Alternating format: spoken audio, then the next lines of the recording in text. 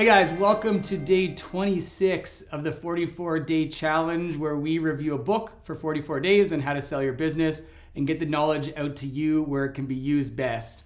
Okay, today's book, we're shifting gears a little bit from hard copy books into digital books. And this book comes from Kindle Unlimited. You can open a Kindle Unlimited account. It costs you nothing. And the first 10 books you can put on there are free, or at least you can find free books on Kindle Unlimited. This is one of them that we found by Mark Beggs, How to Sell Your Business in 8 Weeks, from Europe's #1 motivational and success coach. Again, the books that you get online so far, we'll figure out, this is the first one, so we'll figure out the quality of them as we move forward. This was a little bit shorter. It's only a 58-page book. I've taped the cover of this book to another book so that there's something physical that I can show the camera so you can see the cover of it. But again, only 58 pages. We did our best to pull out our 3 knowledge nuggets, and we're gonna drop into that right now. I'm Scott Duke, you're inside the Wellstam studio, and here we go with day 26 of the 44-day challenge. Our first knowledge nugget is tips for closing day. And the biggest tip that came out of this book was, you've likely been working in your business for decades. There's a good chance you've been working on it for the last couple years, maybe 3 years, to prepare it for sale. And now you've made it all the way to the final day of closing day. The biggest tip is enjoy the day. A lot of the stress that's built up over that period of time as you're getting to that day is now behind you. So relax, enjoy the day, get as much out of it as you possibly can, because this is likely only going to happen one time in your life, and you just want to enjoy and relish it. Okay, the next knowledge nugget we have is a common one. It's throughout Mark's book, and it's get the price right. We've talked about that before in the 44 days, so you can track back on how to value your company to get the price right. But again, it bears repeating. It's very important. Next one is communication. And I don't think we've touched base on this yet in the 44 days, how incredibly important constant communication is.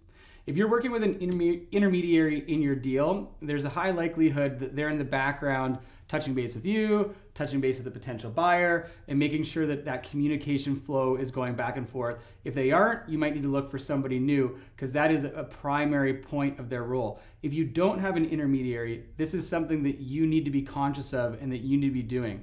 Constant feedback and communication is critical to building trust in the buyer and making sure the deal runs smoothly. All right, the next part that we pulled out of the book are our quotes. And the first one comes and is about talking to your staff. I know we've talking to your staff and talking to your customers. We've touched base on this before. And again, there are some repetitions because this book was short, so we had to do some duplication. But a major challenge for anyone selling their business is how to tell your staff and your customers about the new owners, and also when is the right time to tell them. The answer to this question is different for all businesses, and only you can really decide when the right time is. But when the time comes, be sure you are clear to tell your staff and your customers exactly 2 things. 1, what the role of your role is going to be in the company moving forward, and exactly who the new owners are. If you can tell them everything that you know, as much as you know, to build confidence in the new owner, and you can let them know exactly what your role is going to be moving forward, so they know that like you are going to be involved or you aren't going to be involved, that's going to at least give them some clarity about what their future is going to look like, and that's the most important. Our next quote is on asking questions. And I like this one, so I pulled it out. Here's a bit of free advice, says the author. Ask the bloody questions. Who cares how stupid they may sound? The lawyers and accountants work for you. Ask the questions now, because it's too late after you've signed the documents.